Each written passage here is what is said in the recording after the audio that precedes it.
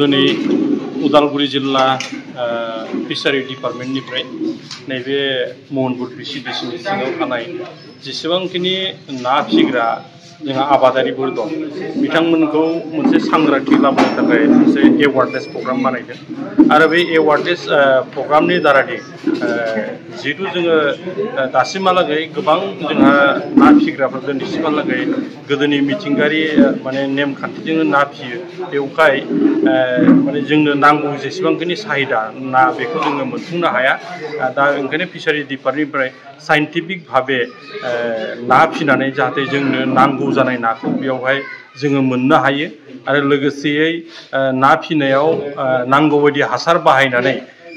बेखौ जोङो साइन्टिफिक नोजोरजों जाहाथे माने ना फिसिनो हायो आरो उत्पादन खालामनो हायो बिनि प्रति बिथांमोना नोजोर खालामनानै जोंहा ना फिसिग्राफोरखौ मोनसे सांग्रांथि लाबोनायनि उद्देश्यजों दिनैनि बे माने प्रग्रामखौ बानायदों बेयो खोब बाख्नायथाव जादों आरो बिथांमोना बांद्रायहै बेवहाय माने हासार माने बाहायनाय बिनि प्रतिबो बेयाव जोंनि गेजेराव मोनसे हासारखौ माबोरै बाहायनांगौ आरो बेसेबांखिनि बाहायनांगौ जेनेबा इउरियाखौ बेयाव बोरै बाहायनांगौ सुनै माबोरै होनांगौ आरो अक्सिजेन माबोरैहाय जोङो फोलोमनो हायो बिनि प्रति बिथांमोना माने मोजाङै जोंनि माने ना फिसिग्रा बिथांमोननो जोंनो बुजायना होदों आरो लोगोसे बिथांमोना बेवहाय ना फिसिनो थाखाय केसिसि मोनसे माने कार्ड होनायजों लोगोसे लन होनायजों लोगोसे बिथांमोनहा बेखौ जोंनि आबादारिफोरनो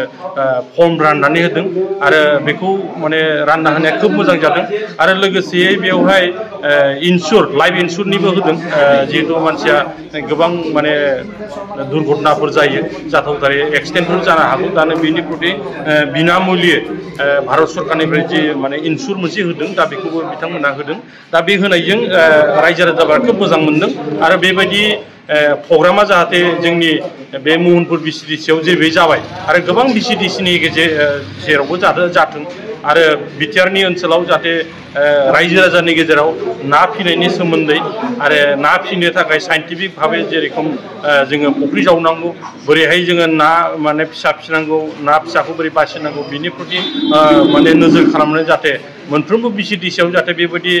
सांग्रांथि मेला जायो बिनि थाखाय आङो बे फिसारि डिपार्टमेन्ट बिथांमोननिसिम आं खावलायनाय थाबाय आरो दिनैनि बे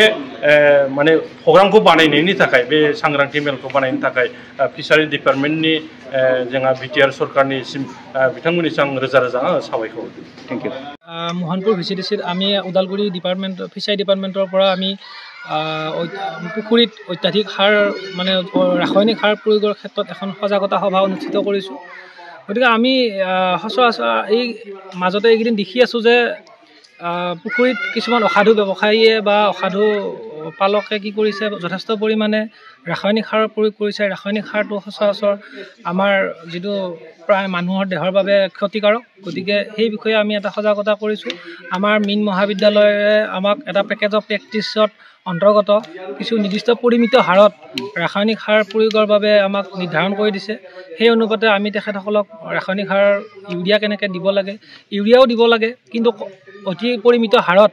প্ৰায় বিঘাই 4 কেজিকেহে আমি ইউৰিয়া দিবৰ কাৰণে প্ৰিফাৰ কৰোঁ কিন্তু কথাটো হ'ল ইউৰিয়া তেতিয়াও দিব নালাগে যেতিয়া পুখুৰীটোত আপোনাৰ এলগে অত্যাধিক হাৰত এলগে যেতিয়া বৃদ্ধি হয় তেতিয়া আমি সেই ইউৰিয়াখিনিও আমি দিবৰ কাৰণে নালাগে গতিকে এনেকুৱাকৈ আমি যথেষ্টখিনি আমি সজাগতা সভা আজি ইয়াৰ মোহনপুৰ গাঁওবাসীৰ ভিচিডিচি ৰাইজৰ লগত আমি সজাগতা সভা কৰিলোঁ গতিকে